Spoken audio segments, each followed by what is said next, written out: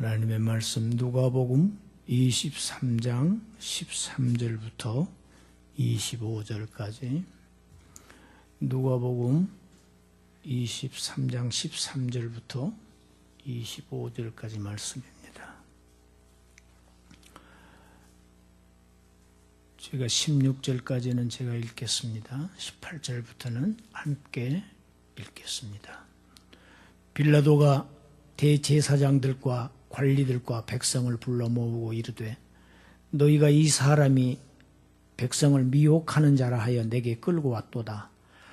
보라, 내가 너희 앞에서 신문하였으되 너희가 고발하는 일에 대하여 이 사람에게서 죄를 찾지 못하였고 헤롯이 또한 그렇게 하여 그를 우리에게 도로 보내었도다. 보라, 그가 행한 일에는 죽일 일이 없느니라. 그러므로 때려서 놓겠노라. 18절입니다. 무리가 일제히 소리질러 이르되 이 사람을 없이 하고 바라바를 우리에게 놓아주소서 하니 이 바라바는 성중에서 일어난 밀란과 살인으로 말미암아 옥에 갇힌 자더라. 빌라도는 예수를 놓고자 하여 다시 그들에게 말하되 그들은 소리질러 이르되 그를 십자가에 못 박게 하소서, 십자가에 못 박게 하소서 하는지라. 빌라도가 세 번째 말하되 이 사람이 무슨 악한 일을 하였느냐? 나는 그에게서 죽일 죄를 찾지 못하였나니 때려서 놓으리라 하니 재촉하여 십자가에 못 박기를 구하니 그들의 소리가 이긴지라. 이에 빌라도가 그들이 구하는 대로 하기를 언도하고 그들이 요구하는 자 곧 밀란과 살인으로 말미암아 옥에 갇힌 자를 놓아주고 예수는 넘겨주어 그들의 뜻대로 하게 하니라. 오늘 본문은 빌라도의 2차 신문입니다. 빌라도가 대제사장들 그리고 관리들 그리고 많은 백성들을 불러 놓아놓고 말합니다. 백성들을 미혹한다는 죄목으로 너희가 내게로 끌고 온 이 예수를 내가 신문해 보았지만 나는 그에게서 어떤 죄도 찾지 못했다. 그래서 그를 갈릴리 베레아 지역을 관할하는 분봉왕 헤롯에게 내가 넘겼지만 그 헤롯 역시 이 사람에게 죄가 없다며 이 사람을 다시 나에게로 되돌려 보냈다. 이 사람에게는 그러니까 나의 판결도 그렇고 헤롯의 판결도 그렇고 죽일 죄목이 없다. 그러니까 매질해서 석방하겠다. 풀어놓겠다. 이렇게 얘기를 합니다.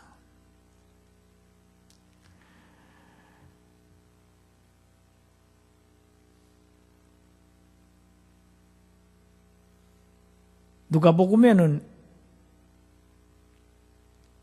빌라도의 그러한 판결 다음에 즉시 무리들이 이 사람을 없이 하고 바라바를 우리에게 놓아달라고 한 것으로 기록이 되어 있지만 누가복음은 상당히 생략하고 있습니다. 마태복음에 이 부분이 더 자세하게 기록되어 있습니다. 당시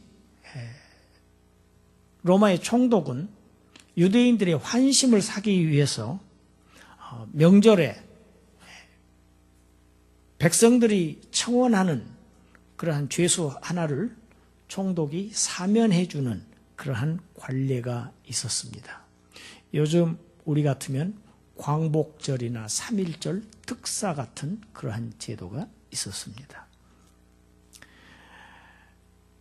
빌라도는 지금 종교 지도자들이 예수를 고발한 것은 단지 이 예수라는 자에게 수많은 군중들이 모여들고 그가 인기가 높아짐에 따라서 시기심이 일어나서 고발하는 것으로 오해했습니다. 그래서 예수님을 놓아주려고 곰곰이 생각한 끝에 아주 좋은 인물을 하나를 찾아냈습니다. 강도 살인죄로 지금 복역하고 있는 바라바를 지금 내세웁니다.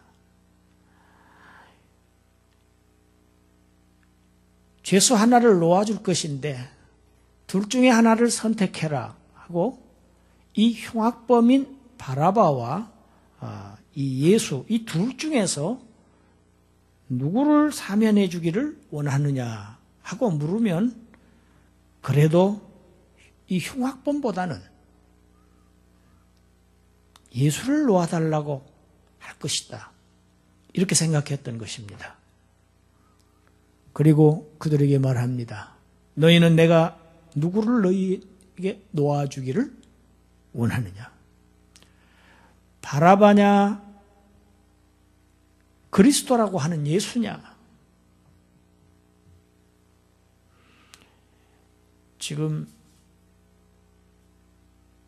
로마 총독 빌라도의 입으로 참 중요한 얘기를 하고 있습니다. 그리스도라 하는 예수냐?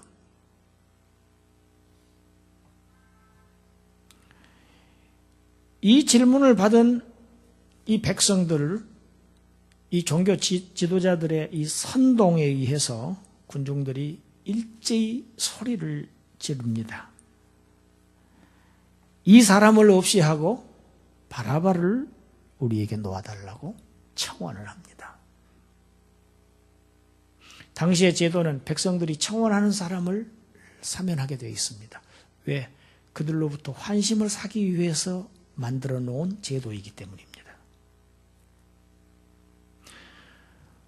자기 생각 밖의 대답을 들은 이 빌라도가 어떻게든 예수님을 놓아주려고 재차 말합니다. 아니, 이 바라바는 밀란을 일으키고 사람을 죽이고 강도질을 한 이런 흉악범인데 이 바라바를 놔달라는 얘기냐? 아니면 예수를 내가 놓아줄까? 군중들의 대답은 변함이 없었습니다. 오히려 더 크게 소리를 질렀습니다. 예수를 십자가에 못 박으라. 예수를 십자가에 못 박으라는 것입니다.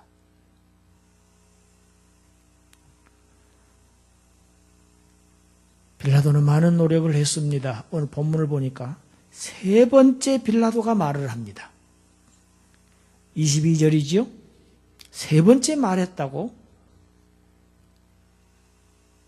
기록하고 있습니다. 이 사람이 도대체 무슨 나쁜 짓을 했느냐?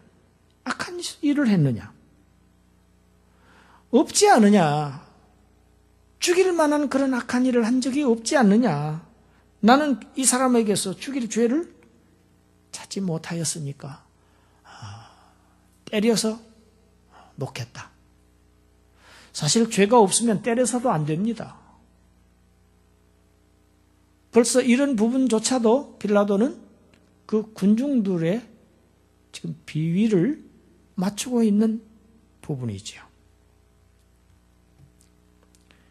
백성들은 보다 강력하게 항의합니다. 자신을 왕이라고 하는 사람은 로마 황제 가이사에게는 반역자다. 우리에게는 가이사 외에는 왕이 없지 않느냐. 그런데 가이사의 반역자를 사면해주는 너는 가이사의 충신이 아니다.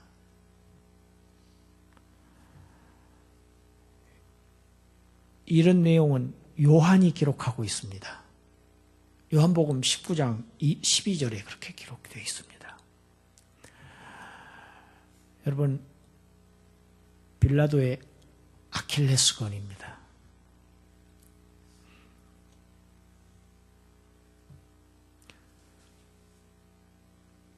예수를 방면하려고 했다가 잘못하면 자신의 정치 생명이 끝나고 가이사의 반역죄로 오히려 자신이 처벌을 받을 그러한 위험을 느낍니다. 백성들은 지금 가이사를 협박하고 있는 것입니다. 그 백성들을 두려워했습니다.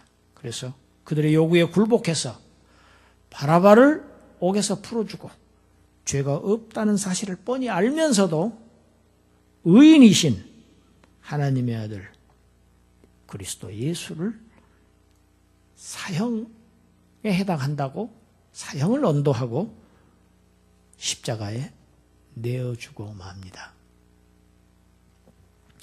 사면을 위해서 백방으로 노력했으니까 내게는 죄가 없다고 손을 씻었습니다. 빌라도는 다른 복음서에 보면은 그렇다고 해서 빌라도의 예수님을 죽인 죄가 면해질 수는 없는 일입니다. 백성들 앞에서 손을 씻어서 죄가 없어지는 것이 아니고 빌라도의 죄를 용서받기 위해서는 그는 백성들 앞이 아닌 하나님 앞에서 잘못을 뉘우치고 마음을 씻어야 합니다.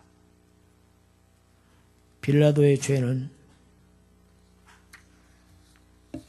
큰 죄입니다. 이스라엘 백성들은 그들이 메시아를 간절히 바라고 기다리고 있었던 이스라엘 백성들은 정작 자신들에게 보내어진 메시아를 거절하고 그 대신 강도를 원합니다. 요한은 요한복음 1장 9절 이하에서 이렇게 기록하고 있습니다. 같이 읽겠습니다. 참빛 곧 세상에 와서 각 사람에게 비추는 빛이 있었나니 그가 세상에 계셨으며 세상은 그로 말미암아 지은 바 되었을 때 세상이 그를 알지 못하였고 자기 땅에 오매 자기 백성이 영접하지 아니하였다고 기록하고 있습니다. 우리 주님은 자기 땅에 오셨습니다. 그러나 자기 백성들이 메시아를 영접하지 않았습니다. 이스라엘 백성들은 자신들의 죄를 용서해 줄 주님을 거부하고 악명 높은 죄인을 받아들였습니다. 왜 그들은 그러한 잘못된 선택을 했을까요? 그를 선택한 이유가 뭘까요? 예수님의 모습은 그들이 기대했던 메시아의 모습이 아니었습니다. 그들이 원했던 이스라엘의 구원자의 모습이 아니었습니다. 자신들의 기대와 달랐습니다.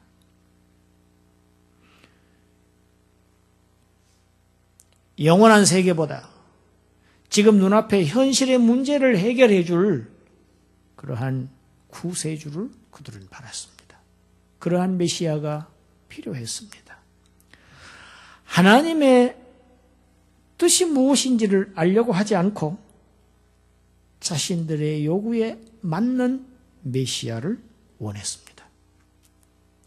하나님의 일보다는 사람의 일을 생각했습니다. 베드로가 주님을 향해서 절대 십자가에서 죽어서는 안 된다고 항변했던 것도 하나님의 일을 생각하지 않고 사람의 일을 생각한 것이었습니다. 마찬가지로 오늘 유대 백성들이 예수를 십자가에 못 박으라고 하는 함성 역시 하나님의 뜻이 아니고 사람의 일입니다. 신본주의가 아닌 인본주의입니다. 인본주의적인 사고가 우리의 영원한 문제에 결정적인 패배를 안겨준다는 사실을 우리는 오늘의 본문에서 배울 수 있습니다. 사람마다 내가 믿는 하나님이 있습니다. 신자들마다 내가 원하는 메시아가 따로 있습니다. 말씀은 어떻게 기록되어 있어도, 메시지가 어떠할지라도, 누가 무슨 말을 해도 나의 마음에 원하는 대로, 내 뜻대로, 거기에 합당하지 않으면 다 거부합니다. 내 마음에 원하는 대로 합니다. 하나님의 뜻에 내 뜻을 일치시키지 않고 복종시키지 않고 하나님을 믿어서 내 요구를 관철시키려고 하는 그러한 현대인들의 이기적인 신앙은 기복적인 종교 생활이지 결코 기독교가 아닙니다. 하나님의 백성을 자처했던 이러한 그들에게 영원한 생명을 주시기 위해서 이 땅에 오신 주님을 버리고 바라바를 원했던 그것과 똑같은 일입니다. 저들은 하나님을 믿는다고 하면서 그 하나님께서 보내신 하나님의 아들 메시아를 그들은 영접하지 않았던 것입니다. 내가 설정한 메시아, 내가 만든 예수를 메시아로 그리스도로 믿는 것은 인간의 탐욕입니다. 이것은 우상숭배이지 예수를 믿는 것이 아닙니다. 우상을 숭배하는 일은 정말로 허망한 일입니다. 그 결과는 하나님의 뜻과 정반대되는 일이고 결과는 구원이 아니고 하나님의 심판밖에 없다는 사실을 오늘 우리 본문에서 빌라도의 모습에서 또 하나님을 믿는 하나님의 백성들의 그 유대인들의 모습에서 우리는 배울 수 있습니다.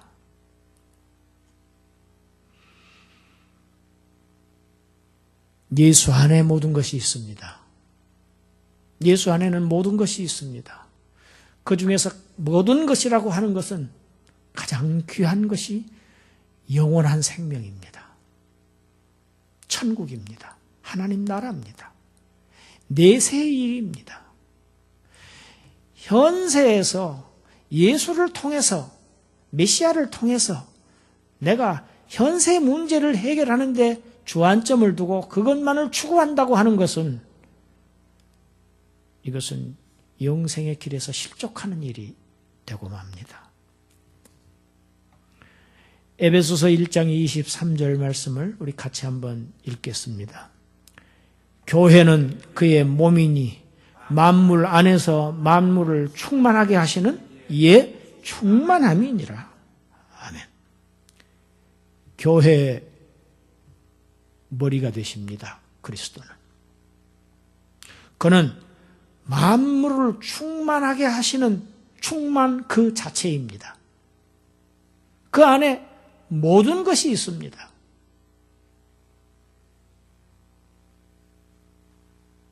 그분을 영접해야 됩니다. 그분을 마음속에 모시고 살아야 됩니다.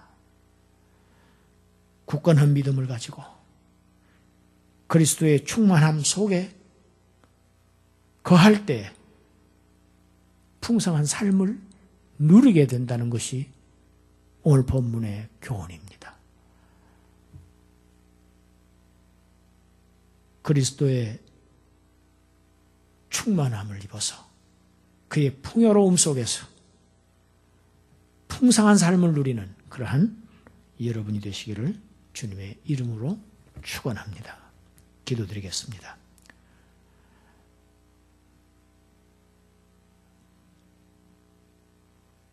신앙의 잘못된 길이 얼마나 인간적이고 사람 중심적이라는 그러한 인본주의적 우리의 생각이, 욕구가 우리의 천국 가는 길을 그르칠 수 있다는 이러한 귀한 교훈을 우리에게 주시니 감사합니다. 이 교훈 붙들고 이 세상에서의 영광과 이 세상에서의 부귀영화보다는 하나님 나라에서의 영광과 그 나라에서의 영원한 축복을 더 사모하며 더 소망하며 바라보고 사는 그러한 귀한 하나님의 자녀들이 되게 하여 주셔서 아버지 그날에 우리 주님의 영광에 동참하는 그러한 빛난 하늘의 별들이 되게 하여 주시옵소서. 예수님 이름으로 기도드리옵나이다. 아멘.